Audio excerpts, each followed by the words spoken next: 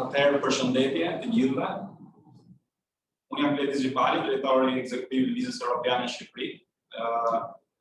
Besoj se dëgjohem. Nëse ka një problem me audio, lutem na shkruani. Kam kënaqësinë të hap aktivitetin e këtij grupi punës, i cili ka të bëjë me në kuadër të Konventit për Integrimin Evropian, ka të bëjë me bujqësinë dhe mbrojtjen e konsumatorit, pra grupi punës 3. Dhe tema e zgjedhur për sot është me shumë interes për zhvillimin në tërësi të bujqësisë në Shqipëri, por edhe një çështje e trajtuar në standardet në legjislacionin evropian me zhvillime, me dinamikë shumë të sidomos vitet e fundit, ku ka ndryshime të vazhdueshme të akteve ligjore, rregullore të Bashkimit Evropian, gjë që sjell sigurisht detyrimin dhe për ne për të adoptuar këtë legjislacion, aq më shumë duke pritur dhe hapjen e negociatave ku kapitujt sa i takon bujqësisë, mbrojtjes së konsumatorit, ka një volum të gjerë dhe kërkojnë sigurisht që shumë punë.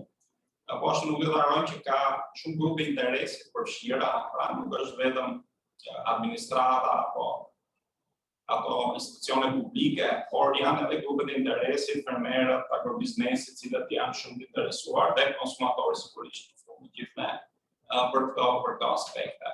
Unë kam kënaqësinë të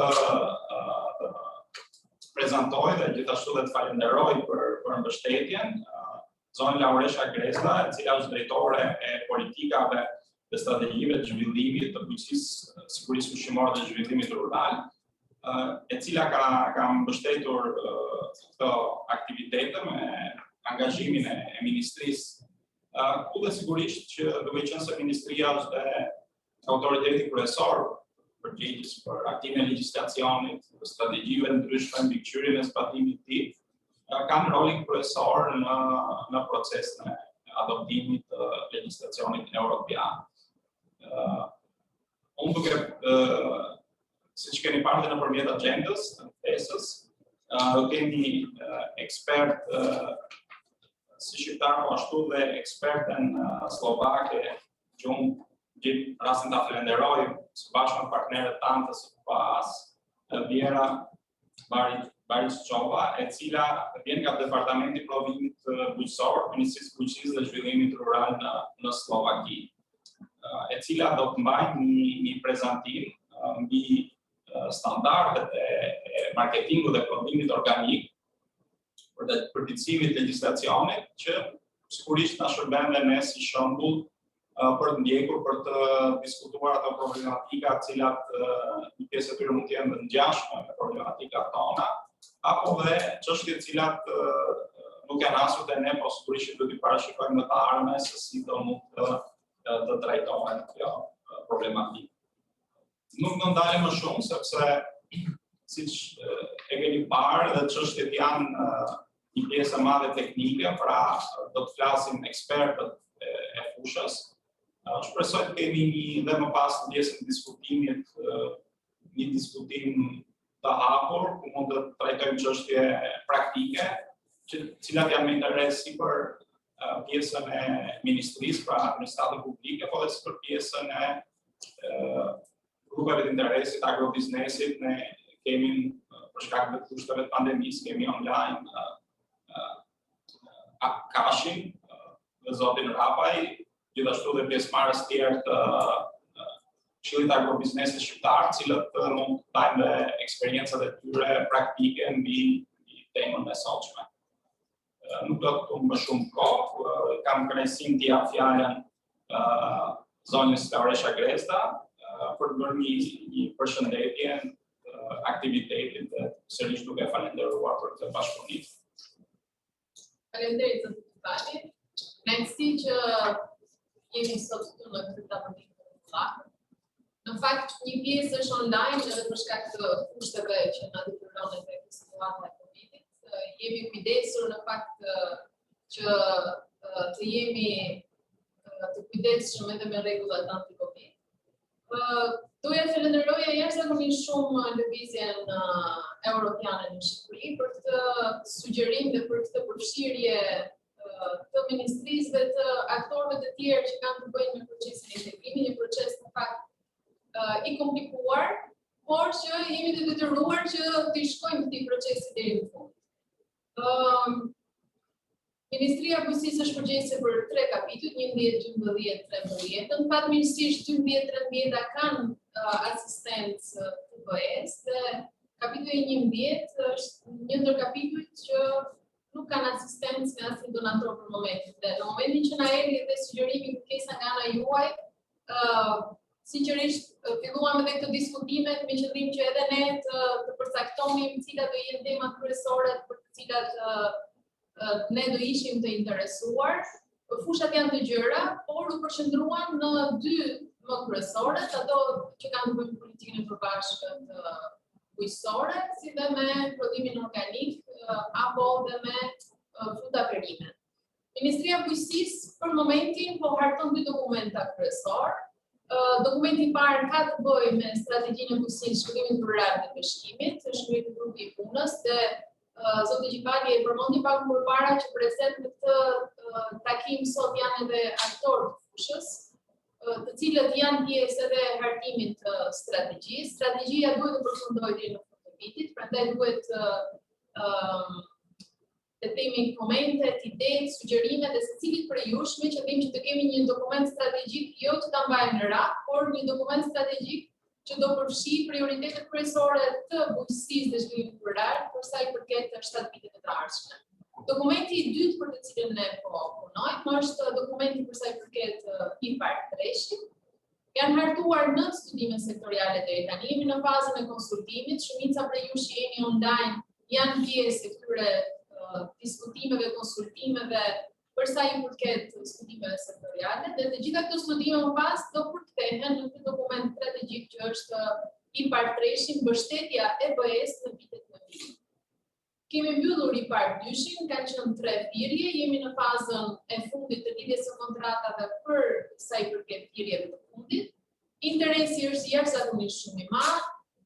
Kemi hapur thirrjen për sa i përket skemave kombëtare me buxhet të shtetit, janë përcaktuar disa masa, ku një ndër masat që ne po mbështesim për disa vitesh tashmë është edhe certifikimi për sa i përket produkteve organike, meqense dhe interesi është shumë i lartë, se kemi marrë edhe që kërkesa e tregut botror është në rritje.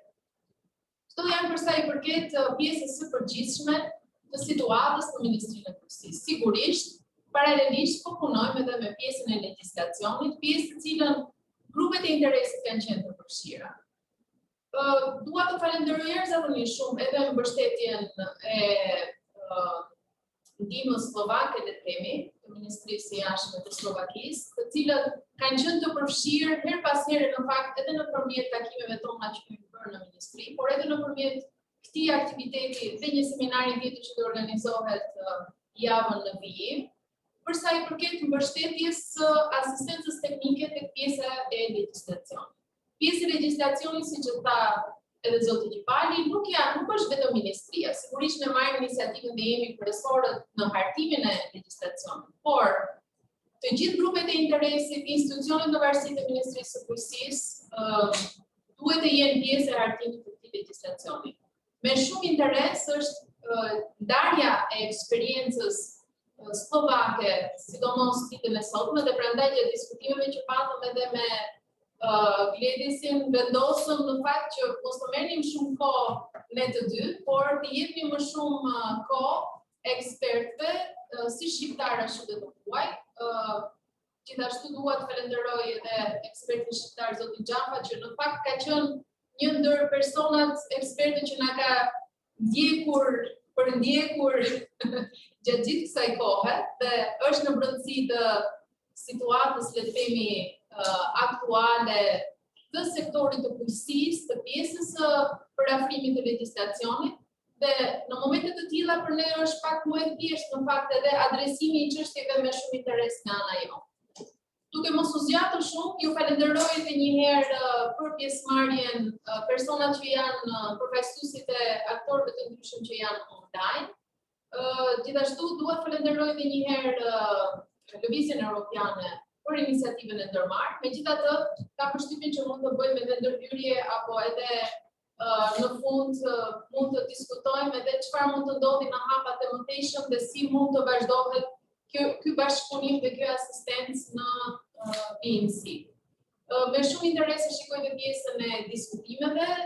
Në këtë tavolinë janë ekspertët direkt që merren me hartimin e legjislacionit në ministri, si në prodhimin organik, si në pjesën e frutaperimeve, në tregtimin e tyre, apo edhe institucionet si AKU-ja, të cilët I falenderoj edhe për prezencën dhe që janë pjesë e çdo tavoline diskutimi që ne bëjmë herë pas here.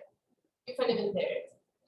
Faleminderit zonja Grezda për bashkëpunimin dhe sigurisht që ne përveç edhe aktivitetit kryesës javës tjetër, sigurisht që do vazhdojmë kuadër të mbetës integri, po dhe mbështetja slovake vazhdimisht është e interesuar për të vazhduar të mbështetje për të fokusuar dhe pse jo dhe me ekspertizë më të detajuar në disa fusha të cilat shihen me interes apo dhe siç e thatë ju, nuk kanë projekte aktuale të mbështetjes, pra është nevojshme një ekspertizë e tillë, sidomos kur zhvillimi I legjislacionit ka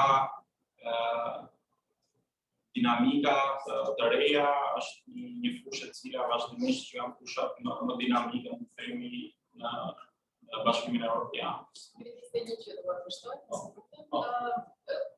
Përej që në agjendë shënuar edhe ekspertja slovake, na pëlqeu fakti në fakt që vinte nga Ministria e Bujqësisë, pasi mendoj që edhe për ekspertët tanë do jetë shumë praktike dhe sinqerisht ju falenderoj shumë për zgjedhjen e ekspertës, por falenderoj edhe ekspertën që është prezent, pasi ne kemi edhe një eksperiencë të tillë në fakt nga mbështetja për kapitullin 12, që është një bashkëpunim dhe themi me Ministrinë në Irland dhe na rezulton që është shumë efikase. Kështu që dy fish respekte që vjen edhe nga Ministria e Bujqësisë. Ekspertja ndërkombëtare. Faleminderit. Falenderojmë për këto partnerët tanë slovak, cilët gjithmonë vijnë ekspertët e duhur për fushat për kërkesa, pra që ne I çojmë kuadër të grupeve të punëve të ndryshme sipas tematikave. Gjithashtu kam kënaqësinë që një fjalë përshëndetje edhe zotin Florian Xhape, I cili është ekspert I integrimit evropian, por gjithashtu dhe antar I bordit organizatës dhe na ka mbështetur për konceptimin, ideimin e këtij projekti.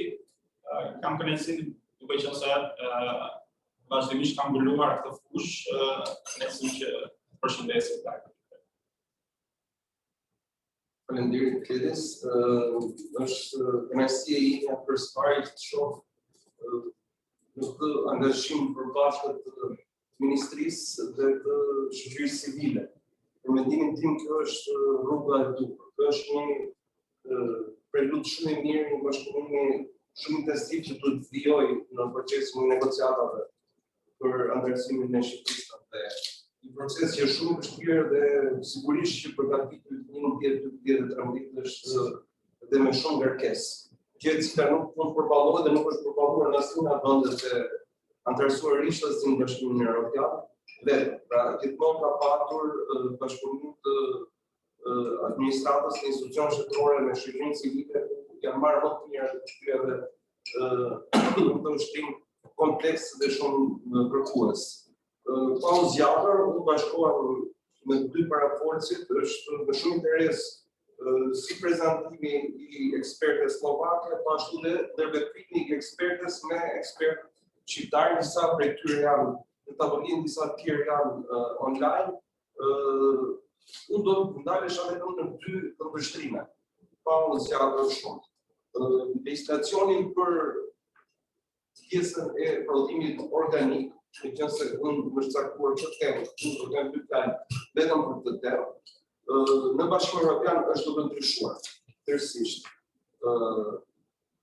Le të themi që nuk është duke thjeshtuar në kuptimin e standardeve praktikueshmërisë së standardeve që duhet në arritur dhe mënyrës si regjistrohen apo certifikohen, janë duke bërë më të thjeshta, më të kuptueshme këto standarde dhe këto procedura, por njëkohësisht është duke u shtrëmbuar edhe pjesa e kontrollit zyrtar. Këto janë dy shtyllat kryesore që mendoj unë janë prioritare për të përfituar edhe në kuptimin qoftë të fushës, por qoftë ekonomik për kësaj fushë në Shqipëri, Republikën e Shqipërisë. Unë do sugjeroja duhet të kërrej vëmendjen e administratës publike që kontrolli zyrtar në Shqipëri është integruar, pra nuk operon për secilën fushë më vete, por është një sistem pak më integruar, për ka disa kontroll zyrtar punon shumë nën fushat e tem kryesisht, kryesisht ato që vetëm të fusha e sigurisë ushqimore për sa i takon ushqimit. Prandaj do thosha që në momentin që do miratojnë të rregulloret e Bashkimit Evropian për kacat e reja, pra do zëvendësohet rregulloria 889/2008 të Bashkimit Evropian, do duhet që amendimet për kaca mos ndodhin me ligj të posaçëm, por shikohet në mënyrë të integruar kontrolli zyrtar. Çfarë është parashikuar në ligjin e ushqimit nuk duhet të replikohet, por duhet të ridizenjohet, pra rishikohet në këtë kundërshtim. Duke shmangur mbi vendosjen, një problem që ne kemi të hasim shpesh në përgjigje. Pra kemi një çështje të trajtuar në ligje të ndryshme në mënyra të ndryshme. Dhe kjo krijon situata konflikti që më pas na çojnë në pamundësi të zbatimit ligjor. Pra unë do të rikja vëmendjen në këtë aspekt. Kur të bëhet transpozimi i legjislacionit të ri, duhet të ketë parasysh që ka element të kërkuar nga rregulloret e reja për bujqësinë organike që kanë të bëjnë me kontrollin zyrtar, të cilat nuk rregullohen drejt për drejt me ligj posaçëm për të rregulluar nga legjislacioni për kontrollin zyrtar. Me kaq duhet ta mbyll fjalën time, duke falendëruar gjithë pjesëmarrësit që patën të mbimin të gjojnë të dy fjalë dhe po i lë fjalën në ekspertë slovak. Faleminderit Flori për mbështetjen. Po nuk do zgjatemi më tej, do drejt për drejt tani kalojmë fjalën tek ekspertja slovake, duke ju informuar edhe një herë që keni mundësinë e përkthimit, pra do të zgjidhni kanalin anglisht, gjermanisht, për shkak se lingua shqipe nuk ekziston, po përkthimi do jetë në shqip. Zonja Bariqova, fjala është për ju, duke ju falendëruar për pjesëmarrjen në këtë aktivitet.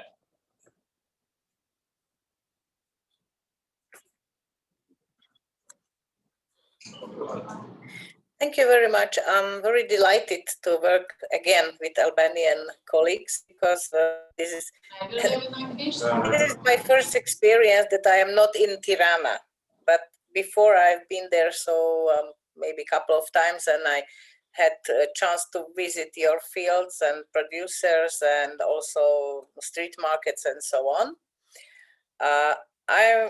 Thank you for my introduction. So I'm from the Ministry of Agriculture and I work in the field of fruits and vegetables already more than, let's say, all my professional life. So I try to introduce you the situation of the quality standards in the European Union. And of course, as you already mentioned, I would like to give you some advices about pre-accession period. So how can you go through this period smoothly and to be prepared when it's time to join us? So I have two presentations, but I don't know if we have time enough. The first one is about the quality standard, and the second one is about the producers' organizations, because this was requested. But it's up to you. If I stay with quality standards, I'm fine. So we can speak all the day, and then at the end you need to shut me, because otherwise I would speak 1 week. My presentation is in English. My Albanian is still not that developed, so I prefer to speak English instead of Albanian. I know only a couple of words like falaminder, but this would be at the end. And then uje gazuar. So these are two things what I still remember. I hope my pronunciation was quite good. And then if you allow me, I would start with my presentation.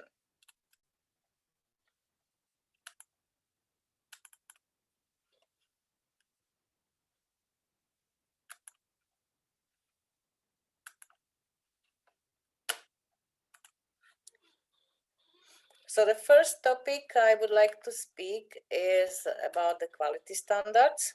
I just turn my camera on, off.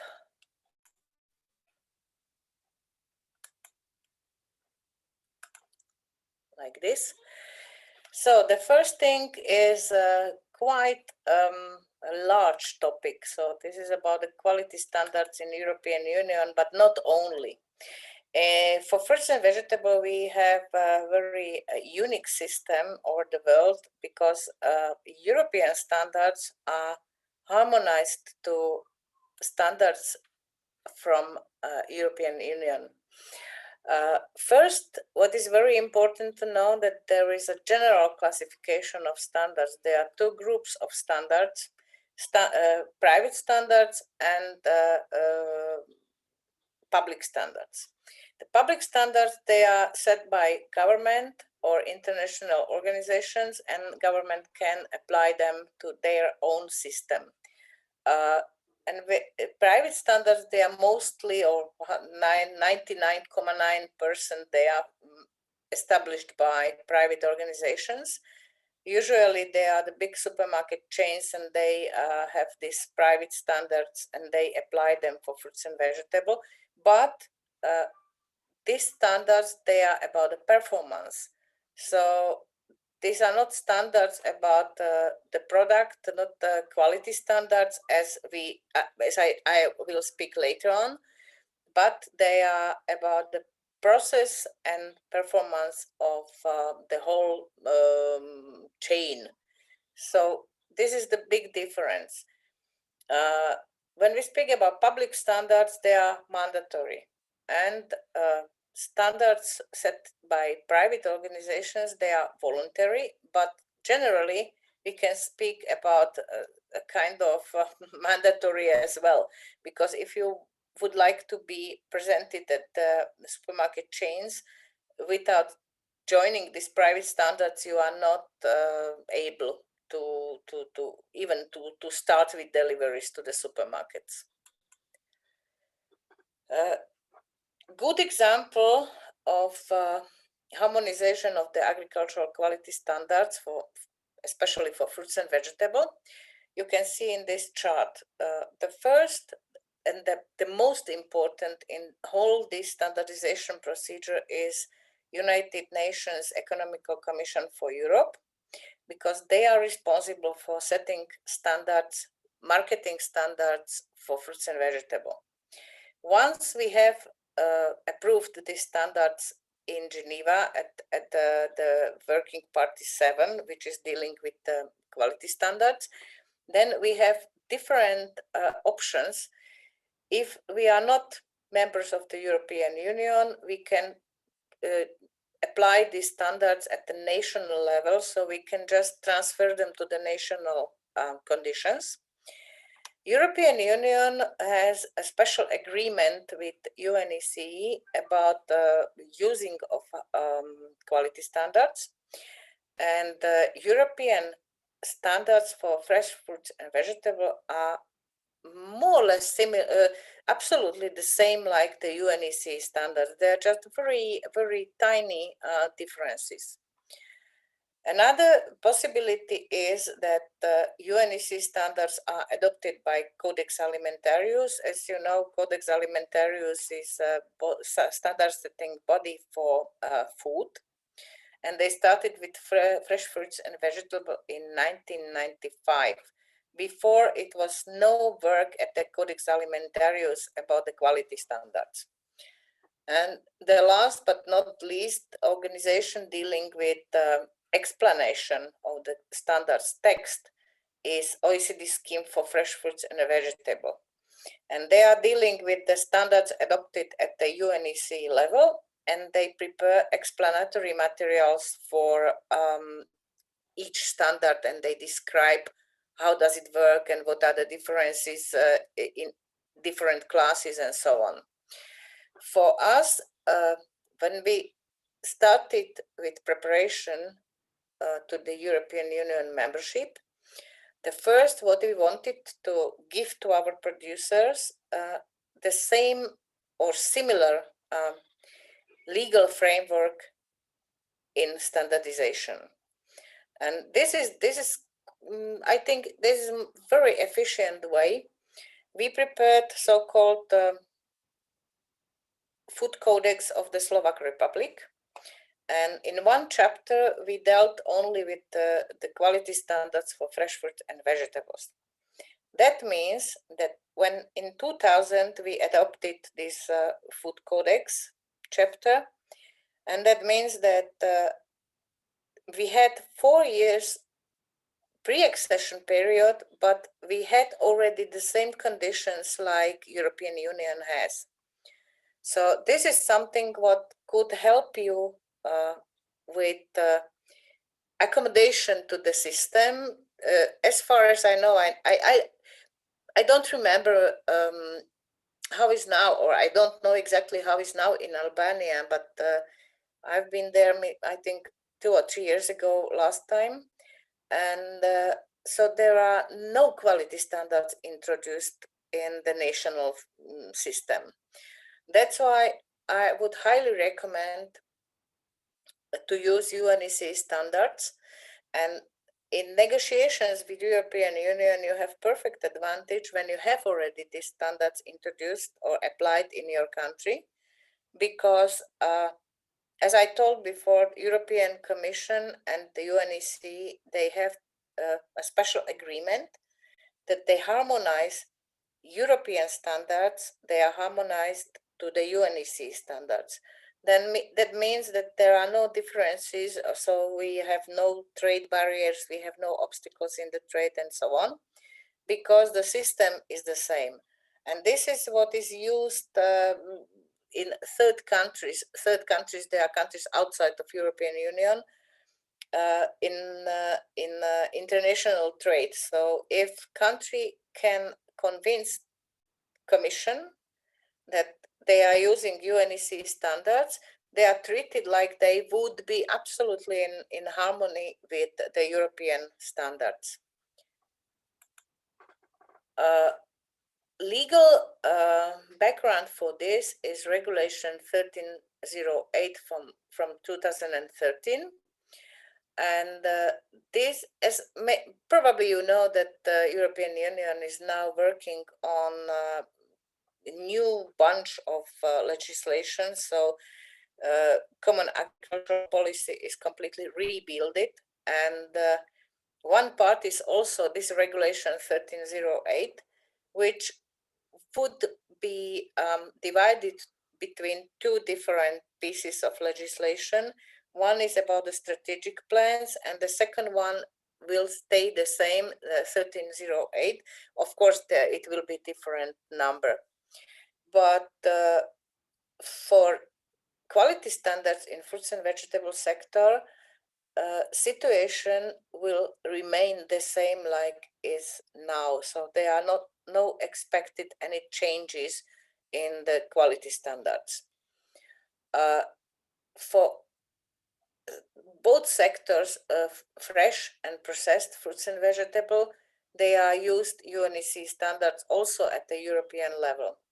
And there are different parts of each standards. I will speak about this a bit later because there is a structure of standards. And if we have marketing standards for products, then it's obligatory that we need to use them. And all these products, they may be marketed in the community only if they are in accordance with such standards. That means that this is the obligation to use the standards. Recently, we have 10 specific standards. Before 2009, there were 36 marketing standards, but in 2009, they changed the number of the standards, or they reduced them because of, so it was like evaluation of the existing system. And these 10 standards, they are highlighted in red color. So you can see these are the main standards. They are still applied in European Union.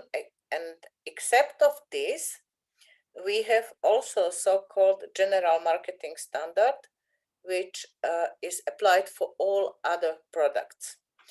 But again, countries, they have different options. I mean, member countries of the European Union, they can use or general marketing standard, or they can use also UNEC standards for all these products in blue and many others, because UNEC standards, they are, recently we have around 70 standards for fruits and vegetables.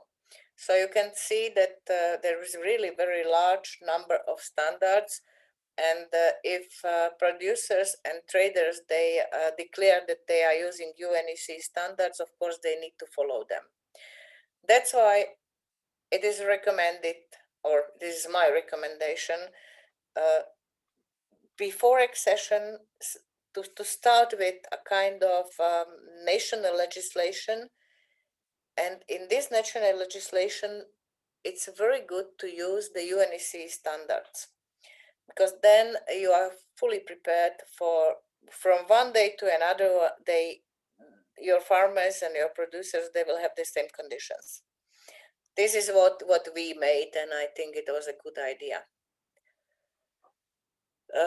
Briefly about the structure of the agricultural standards. The first one, what is the most important, is definition of product.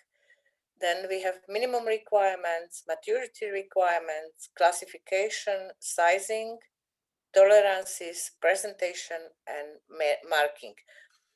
About each of these parts of standards, I will speak right now. So, definition of products. Normally, we have a botanical reference in both names, in national language and in Latin name, to be absolutely clear that what we are speaking about. So if we have, for example, that this standard is applied for cherries, then we have two Latin names of the cherries, sweet and sour. Both of them, you can see that they are mentioned in the standard. Another very important fact is that all these quality standards, they are used only for supplies to the consumers in fresh condition.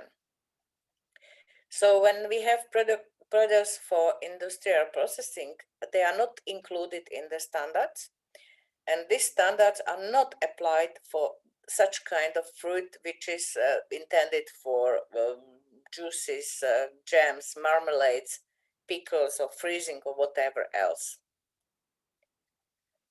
The second part of each standard is chapter speaking about the provisions concerning quality.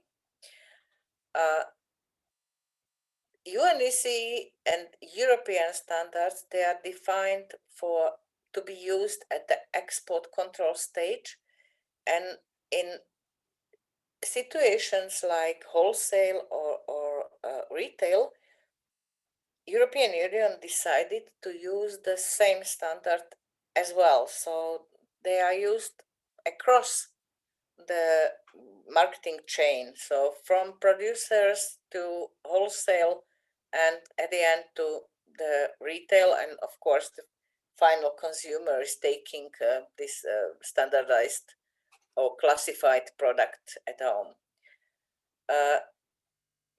Another different view is that when we can control the product, if it's in line with the standard, it is in conformity with the standard, we can control them after preparation. That means grading lines and packing and preparing and all these procedures in the production site. But of course, we are using these standards also at the wholesale and retail stage, but always is after preparation and packaging. If we decide to apply these standards at the stages which are following to export, we need to adopt them at the country level, and it is up to the decision of this country if they want to apply them at the wholesale only, or if they would like to apply them also at the retail stage. There are many countries, they are export oriented.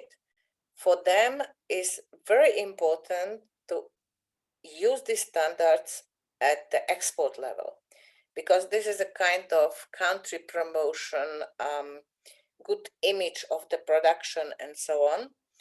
But at the domestic market or wholesale and retail stage at the domestic level, they are not using standards because they think that this is not necessary.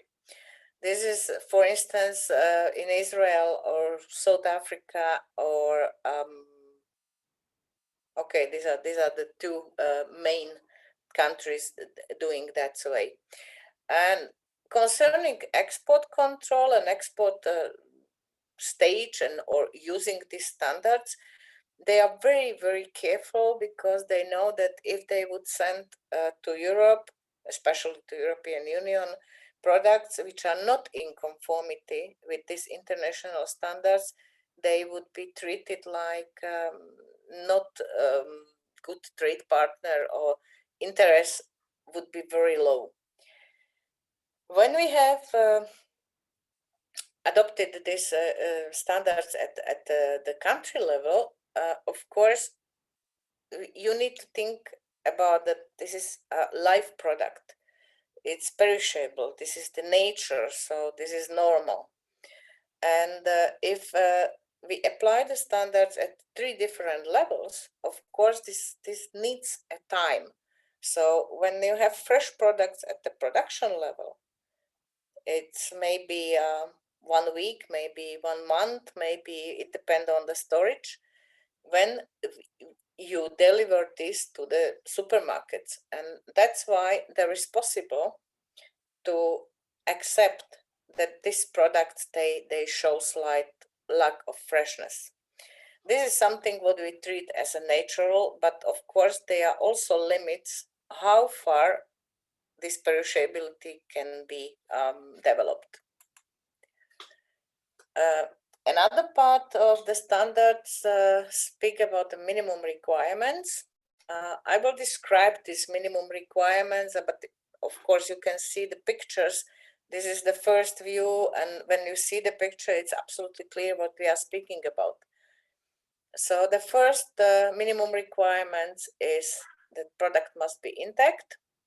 So they are not allowed any damages or injuries or cuts or broken roots, maybe a kind of bruising, and then so something what can damage this fruit. Usually we can tell that there is a result of bad handling.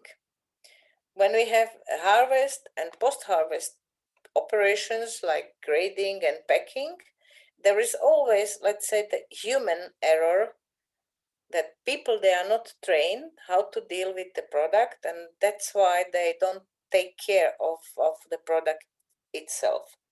So this must be very carefully watched. So you need to know about the staff who is dealing with the product, how to deal. You need to train them, and you need to explain them that this is the way how we want to keep the quality, and there is no chance for such kind of rough handling that would be accepted.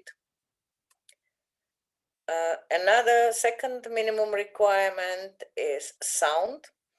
Of course, this is logical, because we require that product must be free from disease or rotting. If we have affected product, there is also a very often problem with the presence of different kind of diseases. So we can see that there is growing quickly and destroy the quality and then marketable level of the fruit. Of fruit means fruits and vegetable.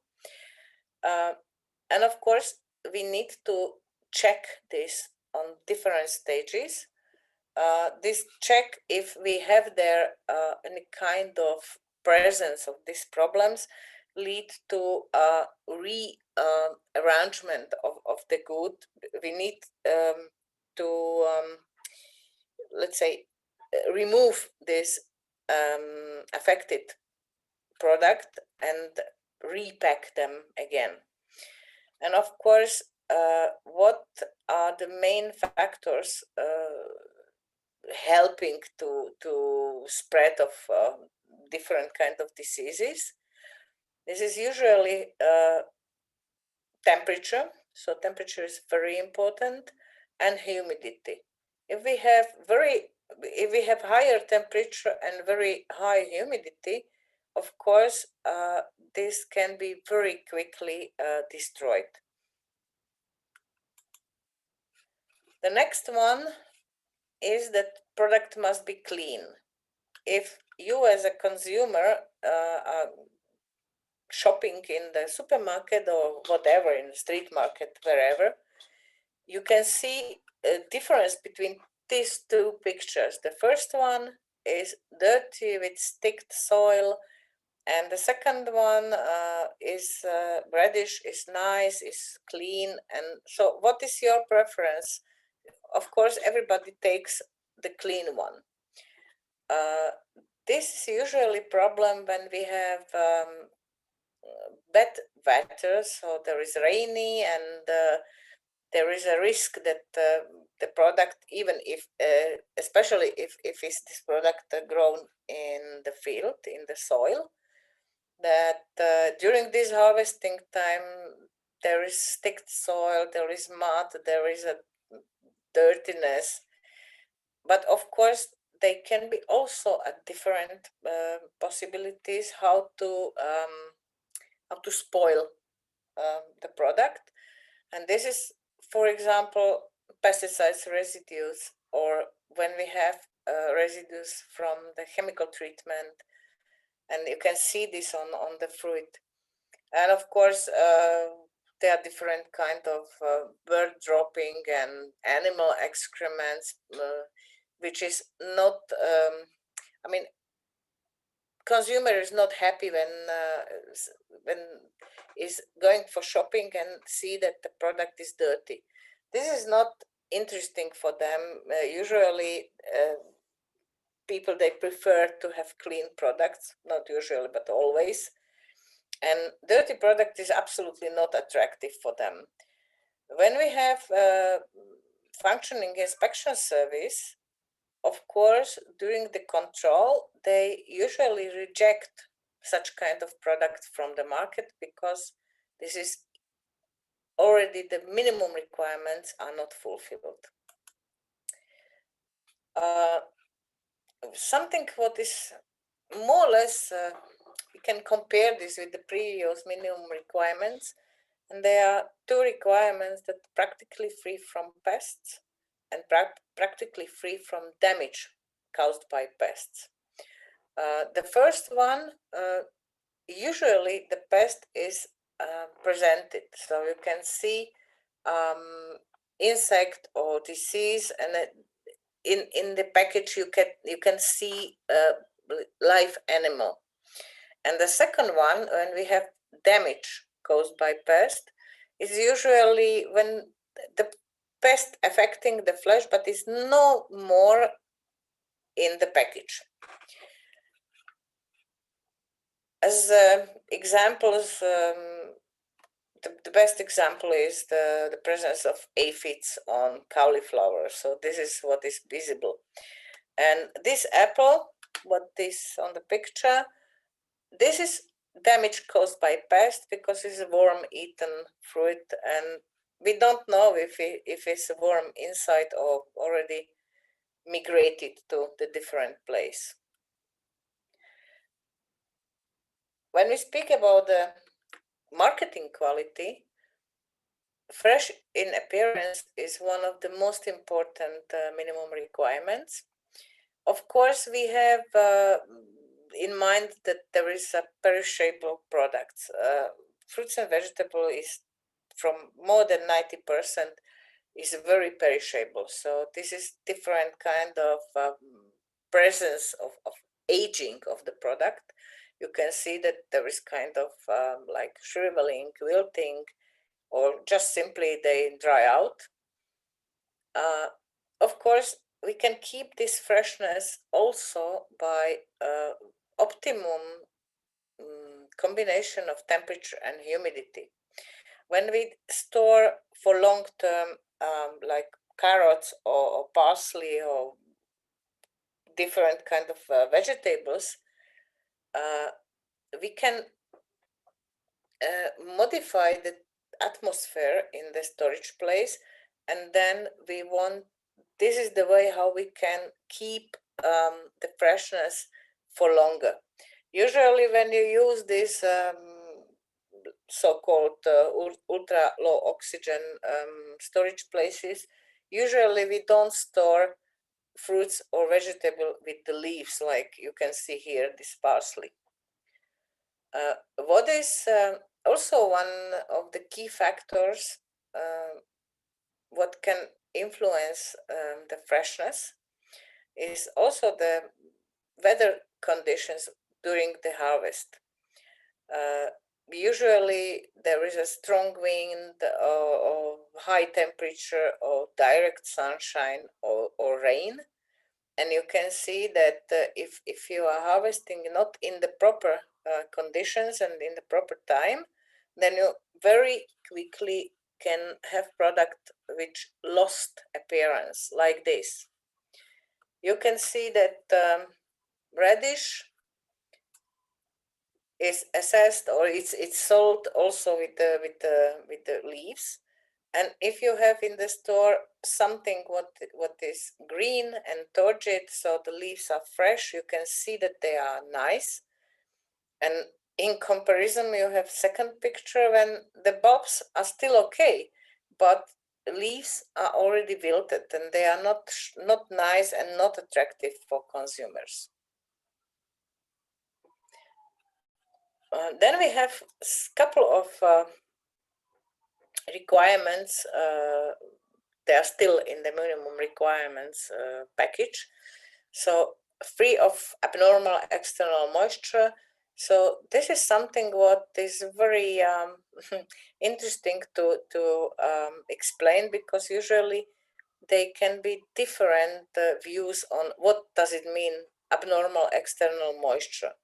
When we have cold store and we remove, for instance, tomatoes out, you can see in a couple of minutes that they are wet. So there is a condensation of the water because there is change of inside and outside temperature. But this is, let's say, in 10-15 minutes, maybe in half an hour, it's gone. So it's again something what just show you that this is not long lasting. But when we have water inside the boxes, like when we harvest asparagus and we use ice cubes to keep the freshness, and in between, somewhere in the line, there is a high temperature and there is not anymore ice, but water, then is considered like abnormal external moisture. There is the same when we have watermelons, for example, and there is a leakage of juice from one fruit to another's. And this is also abnormal external moisture. So only one what we can take as it's okay. This is the condensation of water when we change the temperature. So when we release product from the cold store.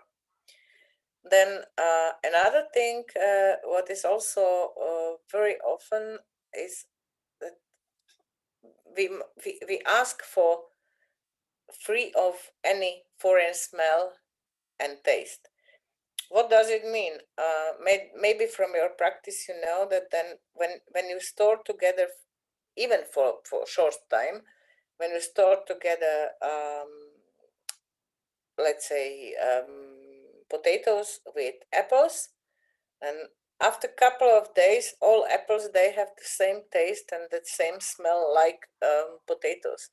So their products, they are very sensible, and of course they can absorb smell or taste from all surrounding products, or even from let's say dirty vehicle, when in storage place you have petrol stored together with the products. Also, there is a problem when we have poor conditions. So when it's not clean, when we don't take care about the storage conditions, and so we can have in one place couple of very strange products. Like there is, in some cases, there is like when you are storing chemicals or pesticides in the storage with fruits and vegetables. This is absolutely not appropriate. Maturity requirements, they are not general, so this is only in specific products we are controlling maturity conditions. Usually there is a sugar content what is controlled. This is controlled by very simple tools, so we can do this control even in the orchards. Usually we control Brix level in watermelons, peaches, kiwi, or apples and pears. Then we have solidity. This is checked by penetrometer. Again, it's a very simple measurement tool. Usually we check the solidity when we have avocado or kiwi fruit. And of course, this maturity is very important when we are deciding about the right harvesting time, because we need to know in which category are the products we are growing, if they are so-called climacteric fruit or non-climacteric. When we have non-climacteric, that means that it is required to be harvested in the satisfactory stage. Because when it's picked, it's end of the ripening procedure. Especially you can see this when you are buying pineapples. Pineapples, they need to be harvested in the right stage of maturity or ripeness, because in the cold store, and even if they will travel 3 weeks on the vessel somewhere from Dominican Republic to European Union, the stage of the ripeness is not changing. So if they are harvested in the bad time and they are not fully ripe, they stay as they are. And when we have so-called climacteric fruits, they require to be harvested at the minimum stage of ripeness, and there is possible in this group of fruits to continue the maturity during the storage. Climacteric fruits are, for instance, apples, are, for instance, peaches. So every product which you know this from your home practice, that if you have something, some kind of fruit, and you just put them to the refrigerator, or you just put them to the desk in the kitchen, you can see the procedure of this maturity during a couple of days. At the end, you can't use them anymore because they are overripe, or they are already somehow wrote it. So this is the tool for sugar content measurement. This is very refractometer, so it's very simple tool. You can use this not only by inspectors but also by producers and also in the retail when they have delivery of the products. Of course, retail can check this maturity as well. Concerning classification, there is already not minimum requirements. This is third part of the standard. Each product has clearly defined requirements, and there are three classes. We have extra class, class 1, and class 2 product. Everything what is beyond the class 2 is not marketable. And the extra class is really unique. There is in world market, there is only around 5% of the fruits and vegetables which are traded as an extra class. Usually we have a majority of the products in class 1 or in class 2. It depends on the market, how sensitive is market. You can't compare Scandinavian countries. They have very high requirements for the quality, and if you go to the street markets in South Italy, then you can see everything. So it's hardly to say that this is class 2. So it depends on the country and their let's say their practice or history or tradition or whatever. Extra class, as I told, this is something very rare. So plus minus 5% of the world fruit and vegetable trade. Of course, this is the best of the best. This is the highest possible quality, what we want. This is required to be uniform in even if it's variety or commercial type. So all these characteristics, they must be the same. As you can see on this picture, that it seems to be not the real but made somewhere in the factory. So really they take care, and they eggplant is very very carefully graded. There is also required uniformity in shape and color, of course in development, as I told before. And what is important, size is also required. So they must be uniform in all these parameters. When we speak about size, they were different articles, different broadcast programs, and they made very bad advertisement of what quality standards are, because up to now people who are not involved in the production, or they are not traders, all of them, they are like, oh, okay, so quality standards, they are not important, because if we wouldn't have them, it is absolutely, nobody would remark this. And they are just speaking about how curve can be cucumber, how we can let's say assess bananas in the box. Who cares about this? But what is important, that quality standards, they are in reality, they were not prepared for retail and consumers. They were as a trade language between producers and traders. And as you can see on the picture, one of the most developed in this is Holland, the Netherlands. In reality, the first quality standards, they were prepared in Holland in 1920. So years before European Union. So nobody could tell that the European Union is the reason why we have quality standards, and this is something what there is just dictated from Brussels. This is not true.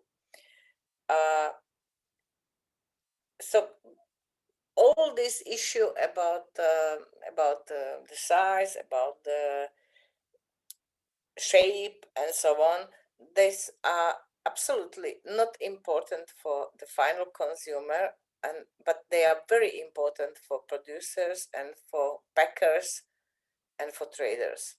If you have one box and you have different size or different shape, then you are selling only air in the box. So box is not fully used for fruits and vegetables. So you are just selling something without value. So you are not, there is not payment according to the air or the size of the box. And usually there is payment according to the weight of the box. And then, of course, these producers, they are losers. Extra class is very, as I told, it's superior quality. That means that they are only very slight superficial defects, and they are allowed only if they can't affect the general appearance of the product. That means that there is a keeping the quality, presentation in the package, everything must be kept on the highest possible level. But fortunately, there is only 5% of the world market. So this is extra class presentation, but frankly, this is picture from one exhibition, and of course, it's presented on the nicest possible way. This is also something what usually you can't see this in the market every day. Even if they are presented like this, they are marked like class 1.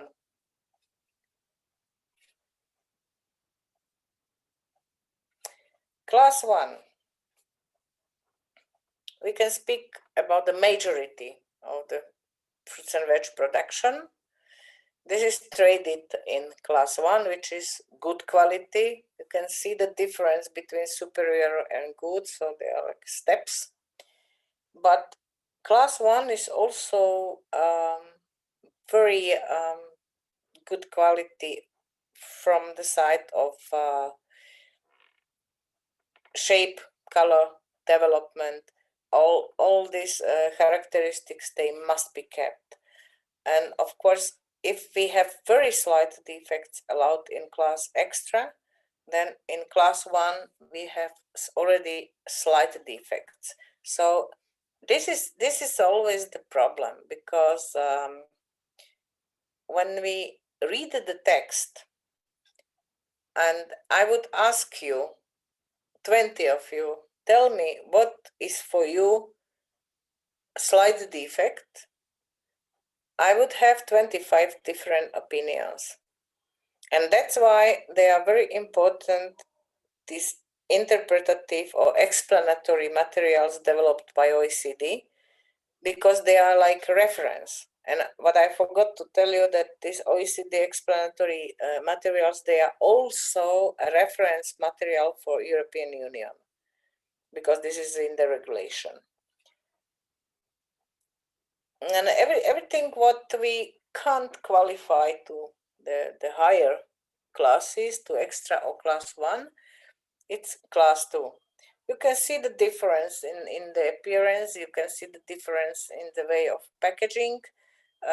But anyway, products must be still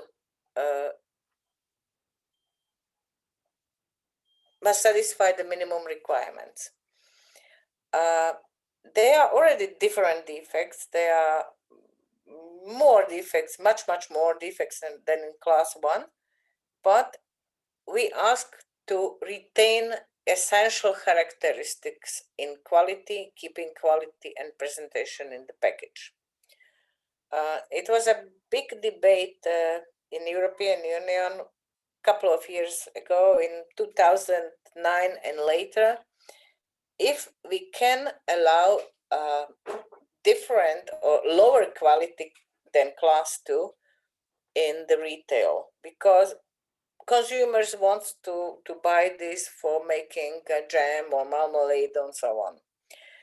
But this debate was finalized on a very flexible way. It is up to the member states if they want or not to have this category.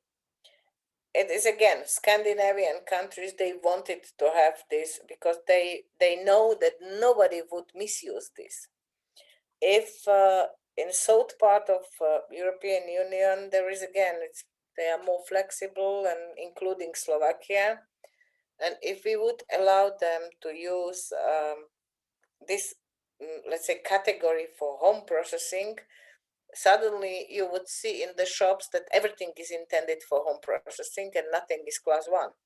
So this is very, very, so this is what we expected. That's why we didn't allow this in Slovakia. And if you have such kind of products, so they are not intended for marketing.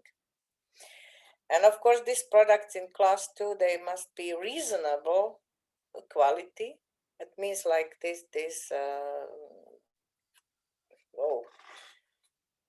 gooseberries. The first what came in my mind was in German, sorry. And they must be suitable for human consumption. That means that they can't be rotten, they can't be different kind of diseases, mold, and etc. This is the presentation typical for class 2. Sizing requirements, we have 3 different options, or 3 different possibilities how to measure the size. It can be by diameter of the fruit, it can be length or weight of the product. In certain standards, you have 2 options, and you can use or diameter and weight, or length and weight, but usually there is only one parameter which is the mostly used. We have again, this is the topic with the short and long and curve cucumbers and so on. For each class, we have minimum and maximum size, what we can pack in one package or one box. Why we have this? This is a practical use of the standard. So this is something what gives to producers a perfect guidelines how to pack product to use the space in the box, to be not just dropped in the box without any care. And of course, we have also so-called size code. You know that, for instance, kiwi or peaches, they are sold just with marked size code. And we know that what is this number code 8 means that in one box you can have 8 pieces of fruit. So this is quite interesting and not very easy to explain. It's, of course, this is the problem of this kind of online meetings, because if we would be somewhere in the warehouse in Tirana, you can touch this, you can see this, but to explain this from my kitchen is very difficult. Then we have, of course, as I mentioned, it's the perishability of these products is very crucial when we speak about the quality standards, because we need to know that they are not some metal pieces or some kind of canned fruits and vegetables, but this is living products. So that means that they, of course, as I mentioned many times before, they have tendency, the natural tendency to perish. And these tolerances, they are, of course, necessary because they need to allow a kind of deviation. So when we have something in these fresh products, we can't expect that each box would be 100% the same.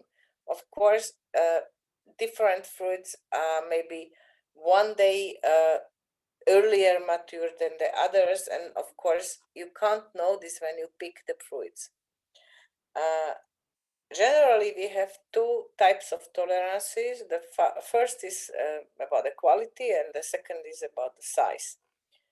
For quality tolerances, we have, I don't speak about the extra class because I think none of us would see this regularly, but the basis of these tolerances is that you can have in the package one or two classes lower product in certain percentage. So that means when we have class 1, then we have 10% or by number or by weight of the products which satisfies class 2 requirements. And of course, there is only very slight tolerance, 1% of the products which not meet even minimum requirements. And this is also something what is very fresh in the standards text, because before it was a rigid 10% and nobody wanted to speak about this 1% of not meeting minimum requirements in class 1. But this is something what came from the daily life of inspection services and producers. And that's why after fight of, I think, 3 or 4 years, we just spoke about this as it was no way out.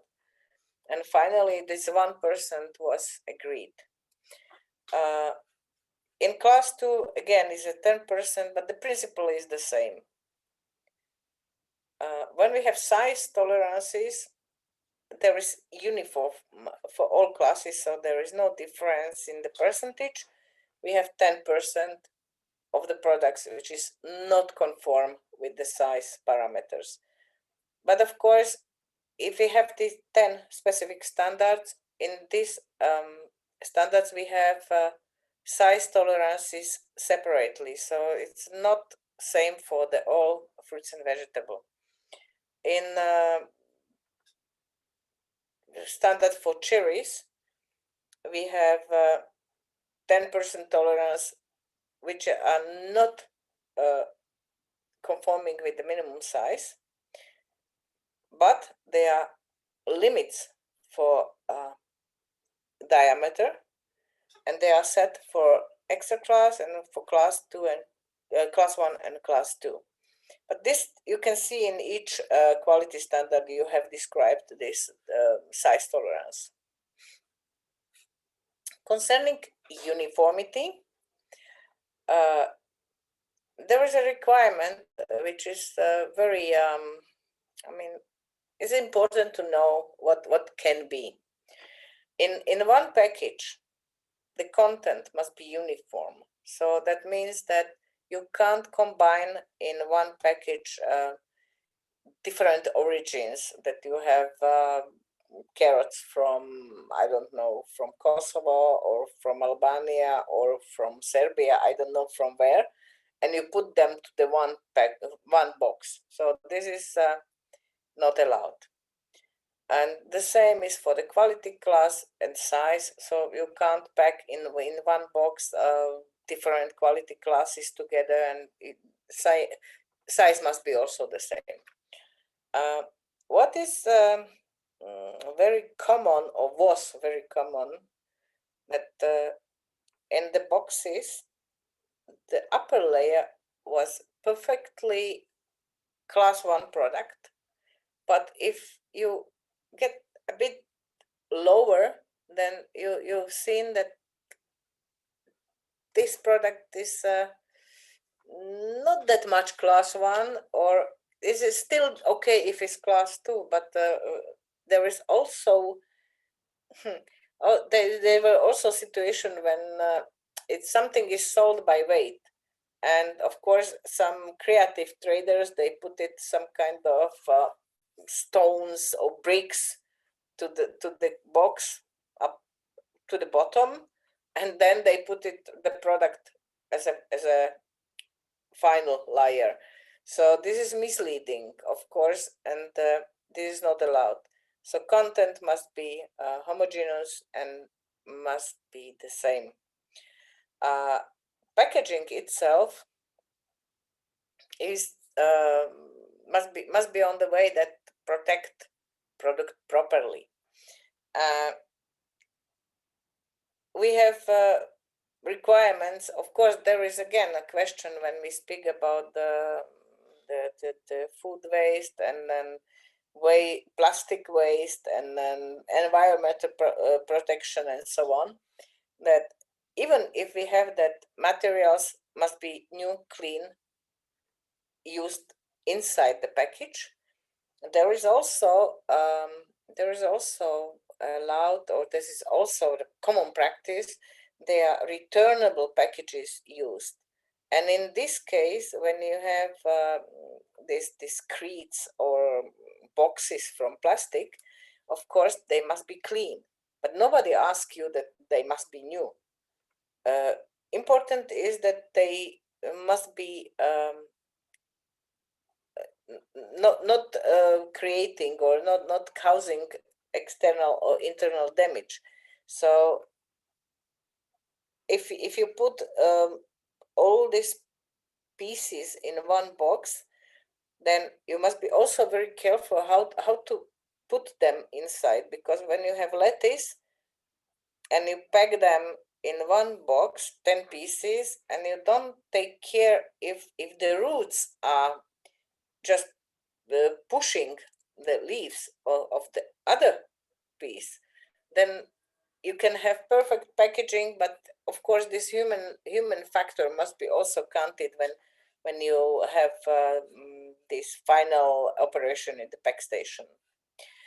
And of course, all these materials used must be non-toxic and non-affecting the food safety of the product.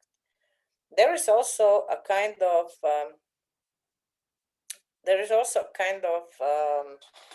they are often used the stickers with the name of the product, the name of the protected variety, like Pink Lady, like Evelina apples, and so on. And if they are used, if they are sticked directly to the fruit, there is a requirement that this glue must be non-toxic. And of course, the food safety is a really big issue, so also must be very producers and pack stations must be very careful. Here you can see different types of presentations, the big crates or box pits, where usually they are used in the warehouse.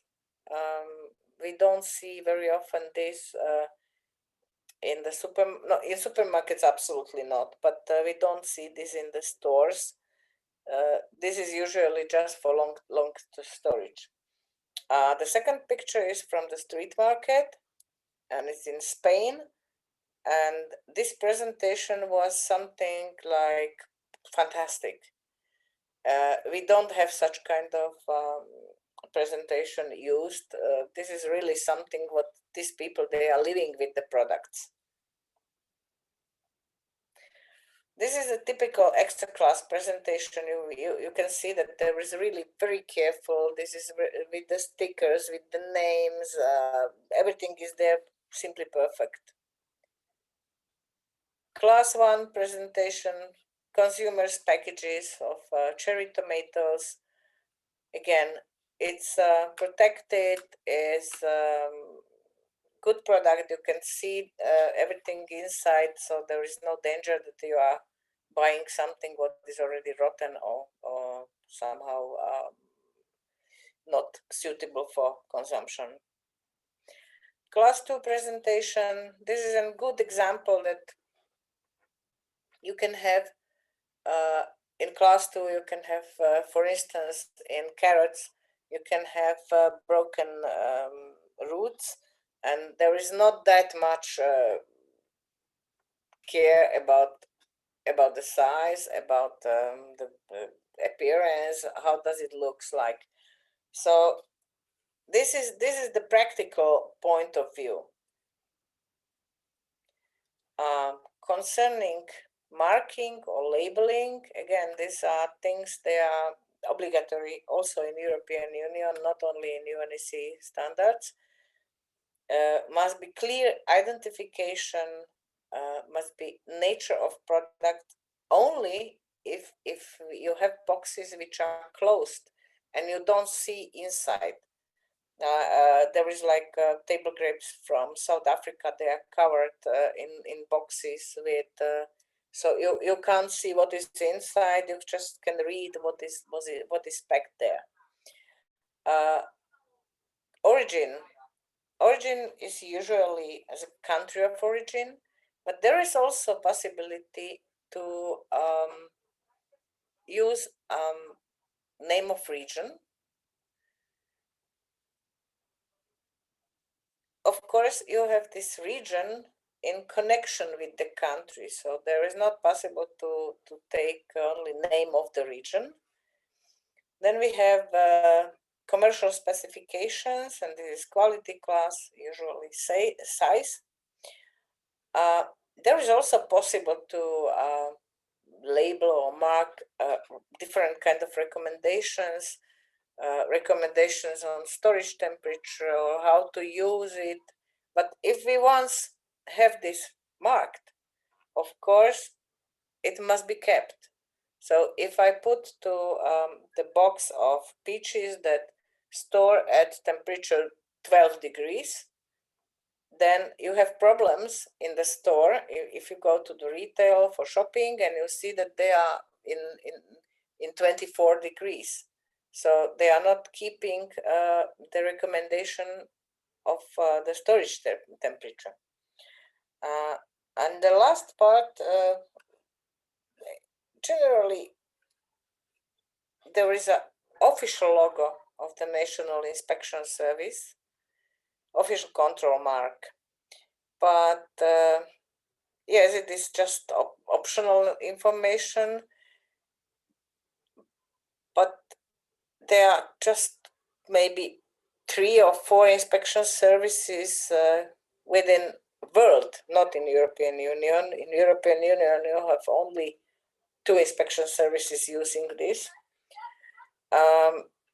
This is very rare. So most of the countries, they don't use this official control mark. It's like official something like seal on the letter. So this is a requirement of the marking. So you can see the final stage after packing. There is a Slovak company growing apples, and before they release these pallets with apples, they control if they are labeled, if the marking is on each package. But of course, you have also problems when you have non-correct marking, because it's like misleading. In this case, you have all informations except of name and address of producer. So you have country of origin, you have name of the product, even if it's open and it's not necessary. You have weight, which is also not obligatory information. But one very important thing is that there are no name and no address of even one of those. So this, if it's controlled by inspection service, this kind of marking is not correct. So this is the way how they are dealing with. So they just producer that is obliged to give the name and address or kind of identification. Otherwise, they can't move with the goods. Okay, so this is from my side everything. So now, if you would like to ask something or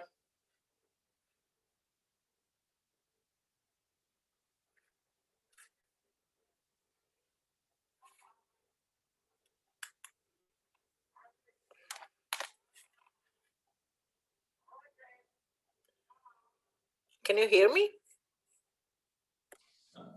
Yes. Yes, we start with some questions. Një pyetje, Madian. Yes.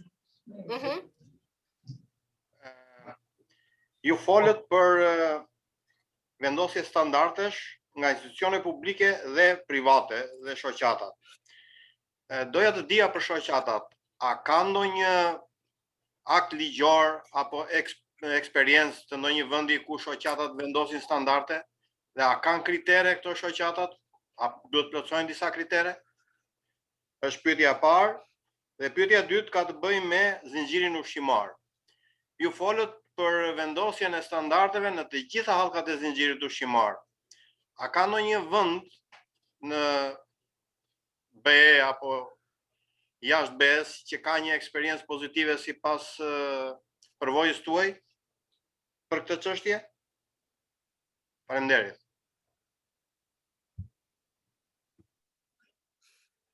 Okay, so answer number one. I have one very large presentation about the private and public standards, but I'm afraid we have no time for that. Just very briefly, private standards, there is maybe a bit misleading if we call them standards. They are, do you know global gap? I think yes. So this is description of the whole growing process of the manipulation with the goods up to the point of release from producers. So this is established by private companies. So you have Global Gap, you have AQS, you have British Retail Consortium, BRC. You have different kind of standards. One of them is also fair trade standard or system. I don't like to call them standards because it's really misleading. These are the schemes. And producers are not obliged by government to use this. That's why there is no legal framework for this. These are the initiatives of the private companies. But unfortunately, today, you can see that if you want to supply supermarkets or big chains with your products, even if they are perfect, but if you don't have a Global Gap certificate, so you are not applied for the Global Gap scheme certificate, you are not trustable partner for the trade. Is that enough or?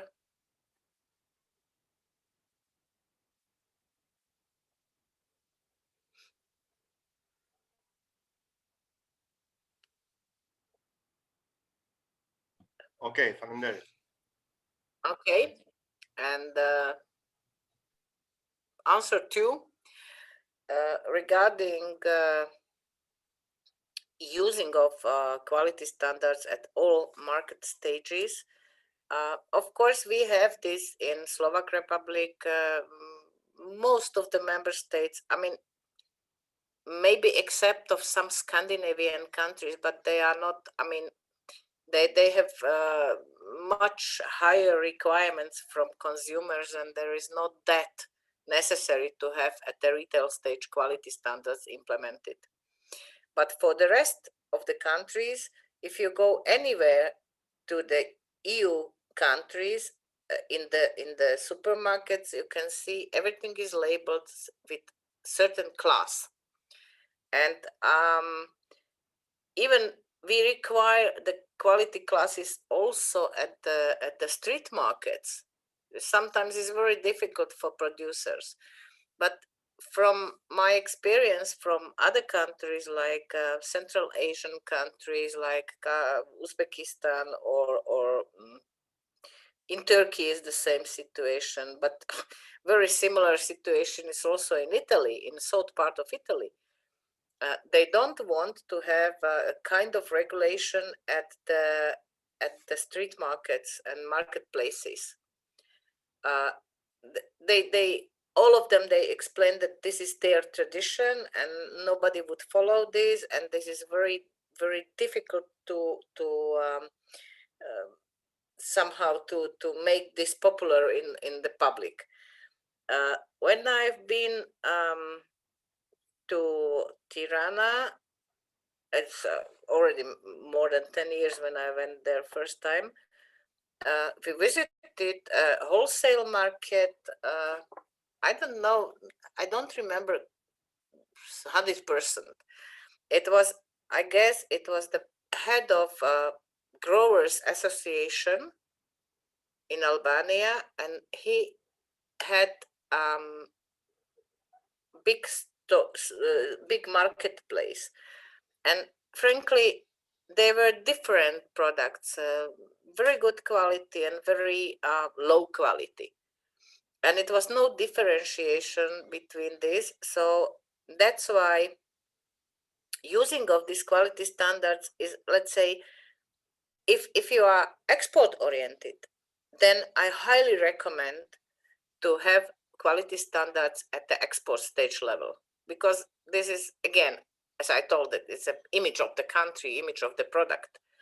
But in this stage, I would be very careful if when we speak about the implementation of standards, I would be very careful how to implement standards at the domestic market.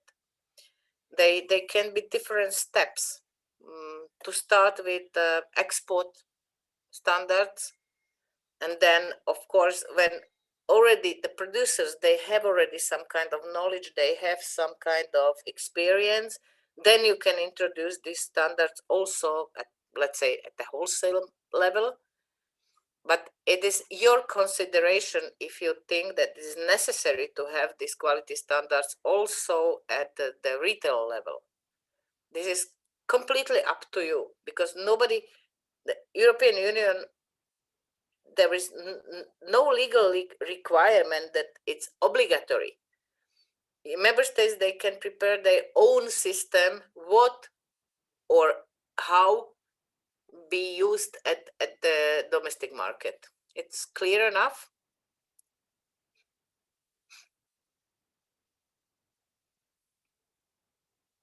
Po, shumë e qartë dhe faleminderit.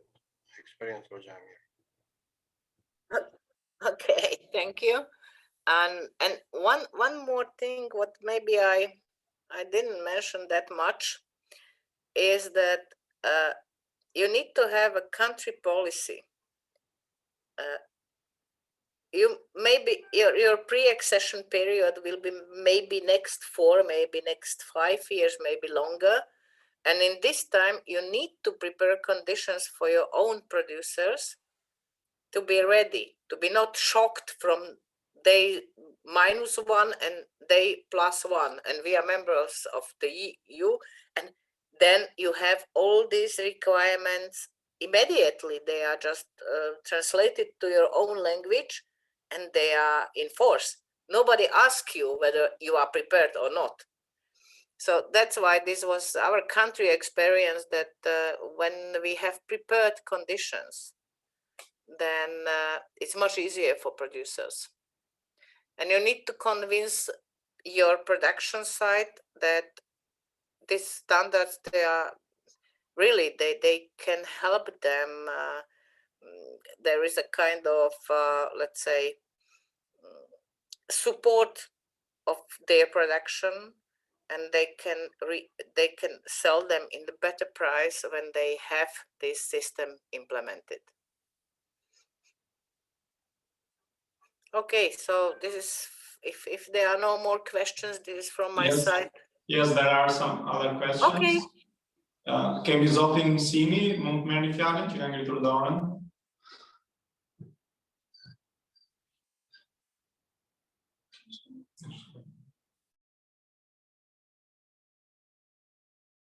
So yes, please. Prisja të më jepnit fjalën. Po, kemi fjalën, po. Atëherë, Kristaj Sini, pedagog, profesor me titull në Universitetin Bujqësor Tiranës, Fakulteti Bioteknologjisë dhe Ushqimit.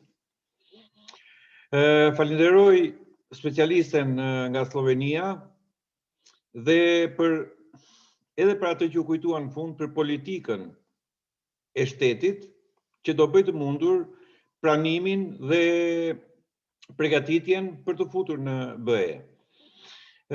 Në lidhje me çështjet që diskutohen, cila ishte e fundit, ishte politika e vendit.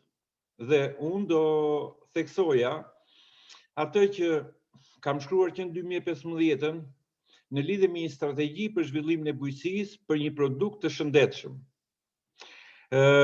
Specialistja slovene shpjegoi shumë mirë standardet dhe kërkesat që ka tregu europian në lidhje me produktet, sidomos të përqendruar tek fruta perimet. Dhe e falenderoj shumë për këtë. Ndërkohë që tema e këtij takimi është për fruta perimet edhe për prodhimin organik. Atëherë, tre janë sistemet që sigurojnë cilësinë e ushqimit. Sistemi i prodhimit organik ose biologjik, që u shpjegua disi nga zoti Florian Xhafa, disi them sepse foli shkurt, ashtu siç i takon një takimit të tillë, nuk e kam për vërejtje këtë, por le të mbetem shumë shkurt tek prodhimi organik.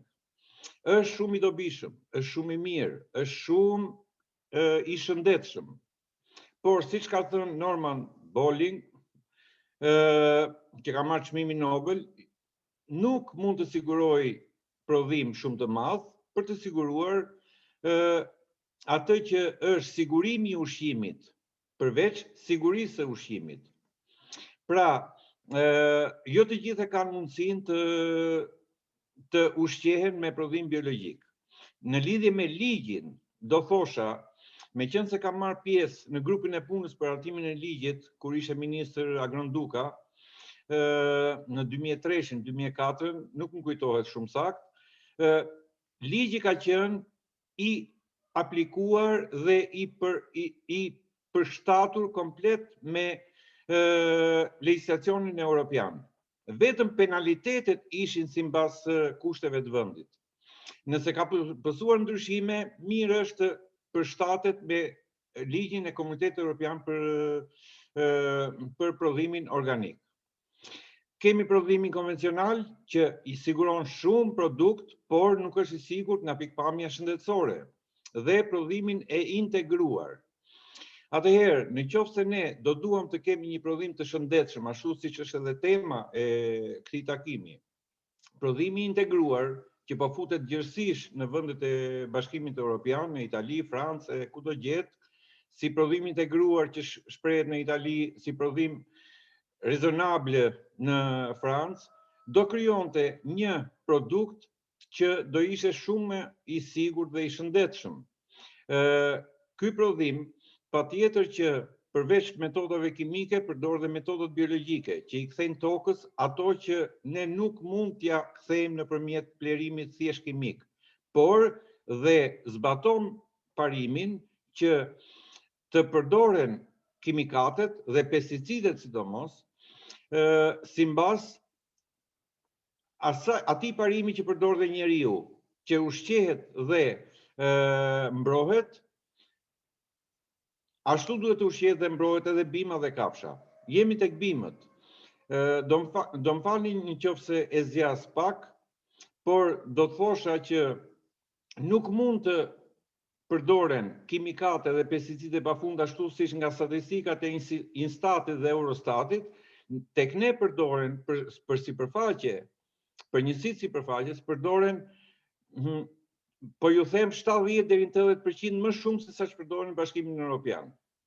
Dhe kjo bën që molla ajo që përmendi specialistja slovene, molla vërtet të mos ketë probleme nga krimbi, por të ketë probleme nga pikpamja e përmbajtjes së pesticideve brenda frutit. Sepse nëse përdoren, siç unë e di shumë mirë, rreth 18 trajtime me pesticide, dhe jo vetëm tek molla, po e marr si shembull, është më mirë ajo molla që ka hyrë krimbi se sa ajo molla që nuk e prek absolutisht asnjë lloj insekti apo mikroorganizmi apo qenie e gjallë dhe na serviret ne në tavolina. Pra, duhet të kemi parasysh që të hartohet një strategji për të cilën unë kam shkruar që në vitin 2015 në gazetën shqiptare, që të bazohet në radhë të parë tek kostove e produktit, e para. E dyta të bëhet rajonizimi i kulturave që të përcaktohet se cilat kultura në cilat rajone shkojnë më mirë. Subvencionimi të bëhet simbas kulturave që shkojnë më mirë. Dhe të organizohet tregu në mënyrë që produktet të jenë të natyrshme në kuptimin e shëndetit. Domatet në janar në shkurt mund të jenë të një standardi ekstra, por nuk janë të shëndetshme sepse rriten jashtë sezonit, sepse rriten me kimikate. Do formojnë lulen me kimikate, do lidhin kokrën me kimikate, do e rrisin me kimikate dhe do e skuqin apo do e bëjnë si të pjekur me kimikate. Kjo çfarë kërkon? Kërkon patjetër atë kontrollin agronomik, po meqense jemi tek fruta perimet, kontrollin agronomik i cili është dëmtuar shumë për të mos thënë që është shkatëruar, dhe që do japi vulën në lidhje me cilësinë e produkteve dhe atë të eksporteve. Më lejoni të përmend edhe një herë, nëse janë sistemet ato që përcaktojnë cilësinë e ushqimit, tek ne prodhohet në 3 forma. Prodhohet për eksportin, për t'i qëndruar korrekt kërkesave që ka eksporti. Prodhohet për familjen, prodhohet për tregun. Atëherë, jemi të interesuar që të kemi një produkt i cili i përshtatet kërkesave të komunitetit evropian. Dhe mjafton që të ripërsëris problemin e përdorimit të pesticideve, i cili është shumë i lartë në krahasim me atë të komunitetit evropian. Më falni që u zgjata pak si shumë, por e ndjeja si nevojë ose si detyrë që t'i thosha këto. Sidoqoftë për çdo gjë më keni të gatshëm për mendime. Faleminderit. Faleminderit zoti Sini për May I yes, add something to this? So thank you very much. You mentioned this. In Slovakia, we have very large integrated production, but take into account that marketing quality standards are not speaking about the food safety. For food safety, you have completely different package of regulations concerning pesticides, residues, contaminants, and so on. But all this together is obligatory. So you need to have also this so-called, I hate this so-called cosmetics and food safety issues. They must be hand in hand. So you can't divide this, that something is just for import, export, something is just for domestic market, but your people are eating this. So that means that the whole policy must be, must combine both these parts or elements of the quality, safety and the sensorical assessment. Faleminderit. Thank you. We will pass now with questions from here, from the room. Mund të hapim fjalën për diskutime, për pyetje këtu, vetëm prezantoni pak për pjesën online, cilët vetëm e dëgjojnë ose e shohin. Po. My name is Rudina Chakrai. I come from Ministry of Agriculture and Rural Development. I'm head of sector for organic production in the ministry. First, I'd like to thank you, your expert, for your presentation. It was very interesting for us and very detailed. Even your presentation about the quality standards. First, I would like to emphasize that in Albania, we haven't yet in place the quality standards. We have already the food safety standard for this kind of product, but for quality, no. And regarding the organic product, we have already in place the legislation, EU legislation for organic production. We have the law which was approved in 2016, and many sub-legal acts based on the EU regulation, existing one, 834 and 889 regulations. But now we know that the EU legislation for organic production is already repealed, and it is the new one which is coming in force on January 2022. Anyway, regarding the quality standards, we need to start with the development of this kind of standards. And regarding your presentation, I have some questions just to clarify about the in the first slide, you had let's say you provided the kind of standards, UNCD standards, and the national one, EU, and some others. My question is this UNCD standard composed by I mean, is entire composed by the national one, or EU provision, or Codex Alimentarium, or is the new one? Is let's say a single one, UNC standard? Because it is my first time listening about this. And the second one, you mentioned explanatory material, OECD. When can we find these materials when we start to establish our national quality standards? And regarding the private and the public standards, you mentioned already, and the person from Cash had a question about the private one. As I know, in Albania, the export of this kind of products is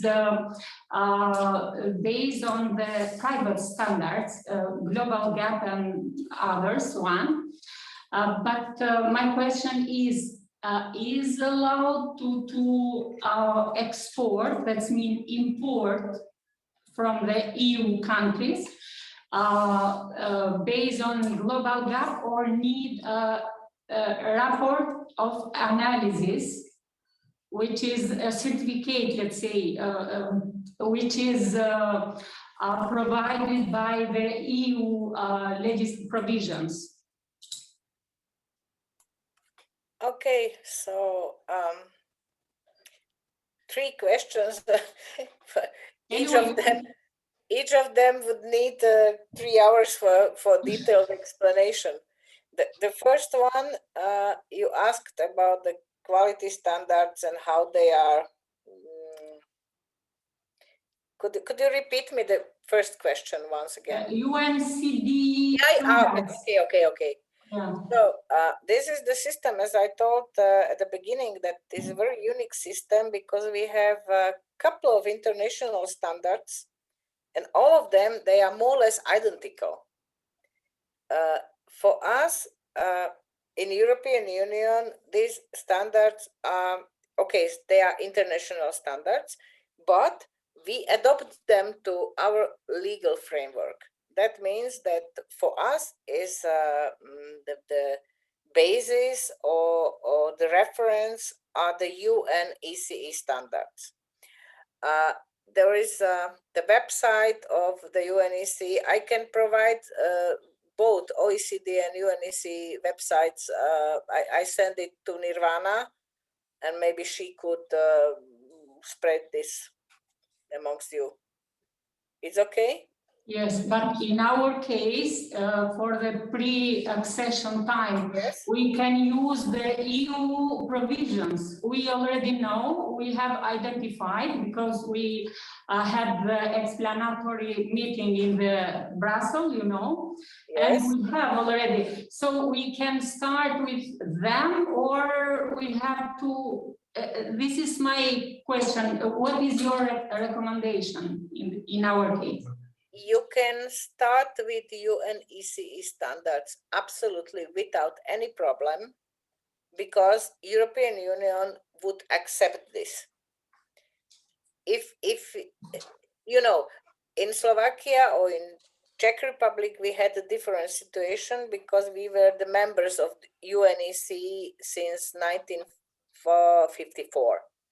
And we were working on the standards development. And of course, we had from 60s, last century, we had a very efficient inspection service on plant products quality. And because of this, we didn't need that much effort how to start with standardization, because frankly, we were better than whole European Union in that time. So in 90, when we just started with this idea, it was nothing new. So we had already these standards, and they were based on UNECE standards. So I would recommend to you that don't try to create something completely new. Just follow the UNECE standards text. It is not obligatory for you to choose or to use all of them. You can choose products with economical value for you. And let's say you can start with 10 or 15 standards. The best would be that if these 10 would be identical to the European Union 10 specific standards, this is the best way. And from the legal point of view, there is a problem. If you would like to use European standards, you are still not a EU member. But when are you using UNECE standards, you are just fulfilling the same conditions like European Union. So that's the first. The second is that whole European legislation in marketing quality is based on reference to the UNECE standardization. So we are just transferring or adopting these UNECE standards to the European law. And then is application of these standards is for us obligatory. The second, it's okay. So may I go to? I can send you these links, and concerning the OECD explanatory materials, you can download there from the website for free. So even the same is with the UNECE standards; they are free of, so you don't pay for them. You can just download them and translate them from English to Albanian. So that is, and if you put this, let's say 10 or 15 standards to your own legislation, or you just mention somewhere that for Albanian Albanian market or Albania as a country, there is obligation to use UNECE standards, then that is important is just to have this translated to your own language, because UNEC doesn't have Albanian modification of the standards, to be clear for all users. Then, so this is the best way. I mean, this is what we recommend everywhere in third countries when they are trying, you know, in this pre-accession period to go in line with the EU requirements. One thing, this is our personal experience from our country, that you are more or less in the same situation now. Before we joined EU, it was a large change of legislation, like now. But we were forced to transpose all this old legislation, especially in food safety. So don't repeat these mistakes. We made it, but you have already a couple of examples that is not that important. So just follow carefully the development at the European Parliament and European Commission and so on, and then you can wait with the adoption of all these legal issues, and at least until the end of this year. And in second half of this year, they will be already approved, these 3 new regulations concerning CAP. And you will see what will be there, because otherwise you are just losing your energy and you are wasting the time.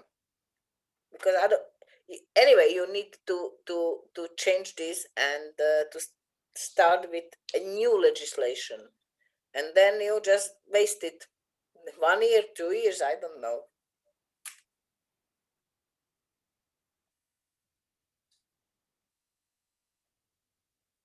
About the second or third question.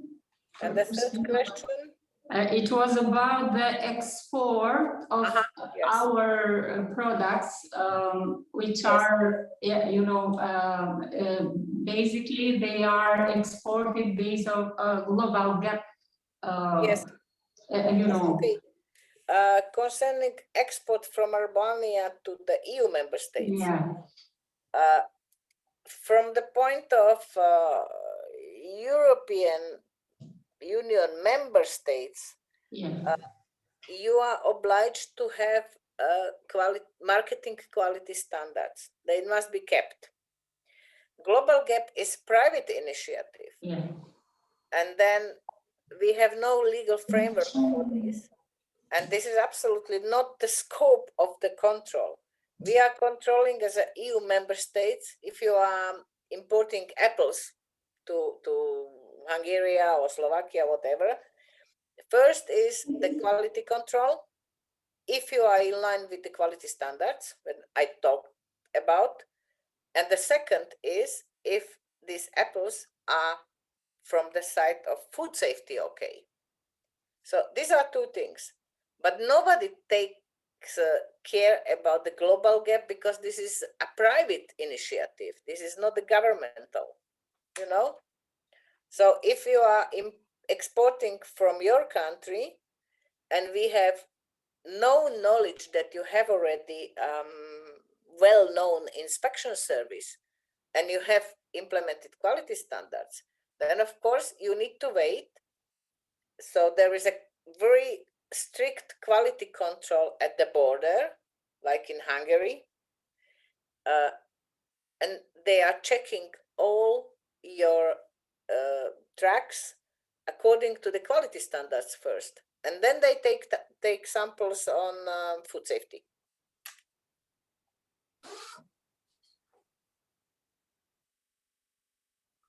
Okay, thank you.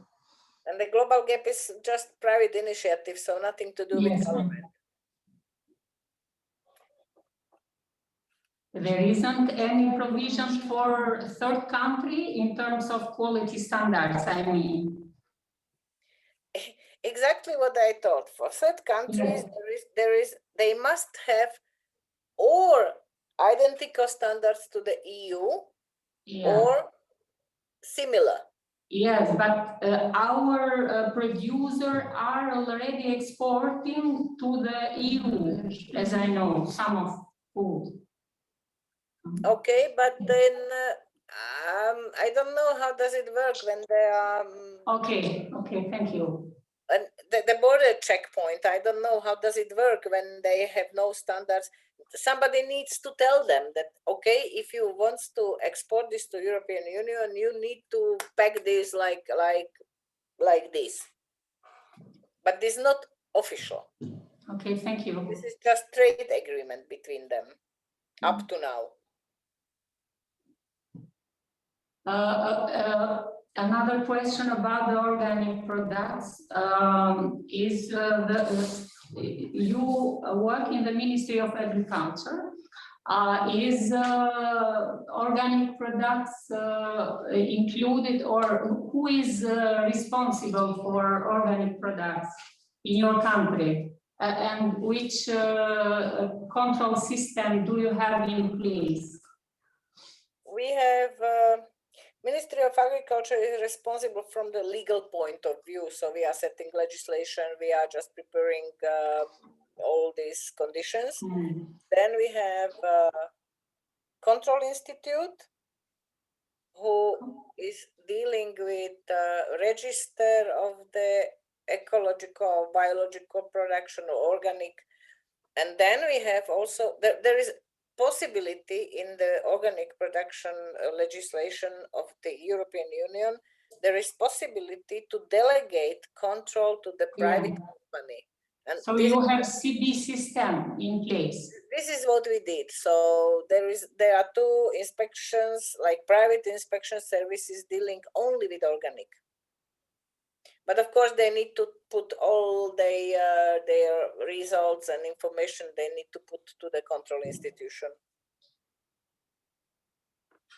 Okay, thank you.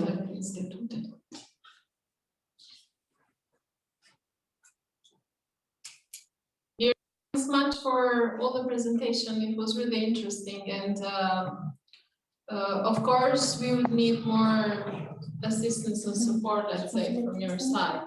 But we'll see. We will discuss with ladies together, and we'll see how we will proceed next. But not entering in details because you already received the technical questions. From your experience on adopting the legislation, let's say, how long and how was the process on the number of people working there? Did you have a kind of specific sector dealing with such issues? Did you have any support, or in general terms? But in case we do not have time, we can also discuss it later on via email, or because these are more institutional questions, let's say, how we organize the work, and appreciate also the presence of the civil society from CASH or from university, and definitely, as you've mentioned, we would need also their assistance and their involvement while preparing and adopting the laws, not to be at the situation that we prepare the laws and then the business sector cannot apply them. But this might be also a kind of discussion that we may do separately, not to lose time for the other participants, as I see that the time is over now. And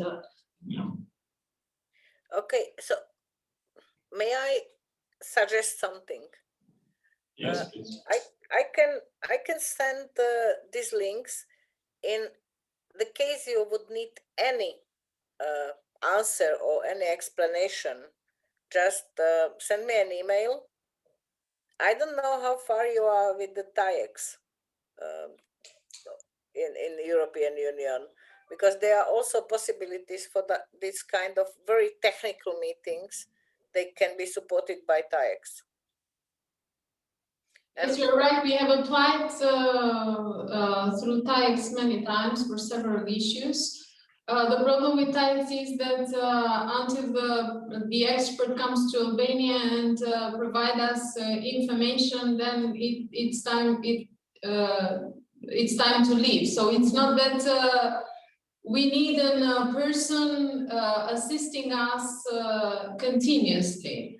But this might be also one of the issues that we may also include in TAIEX. So this year we have included some urgent issues that we have related also linked with the EU funds. But we may also discuss it. I was just discussing with Gedis actually that we might also think on a twinning project. But Yes.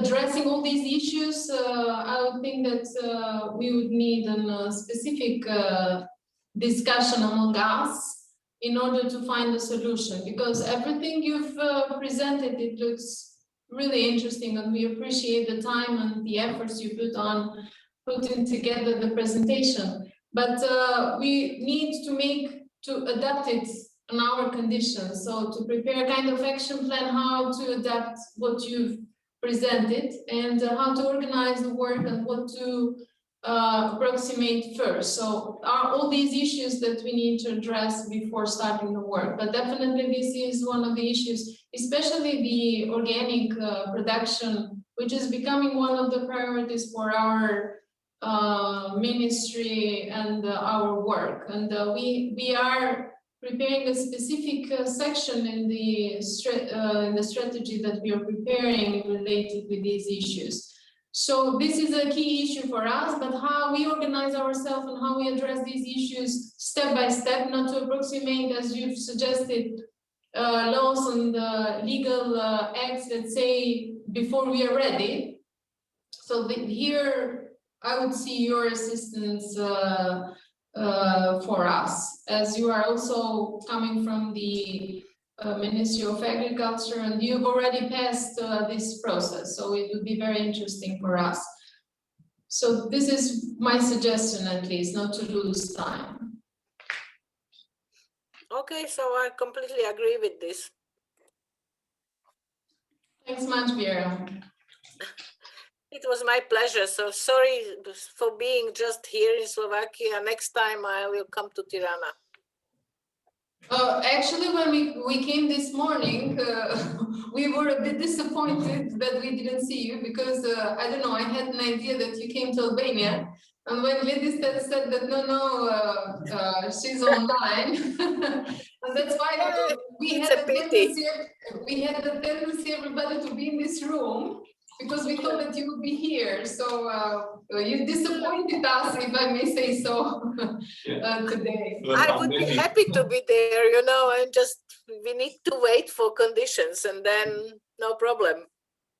Yeah, thank you. Hopefully we will have for sure other occasions to have you here also, and to discuss this very interesting but very important topics for our country's development.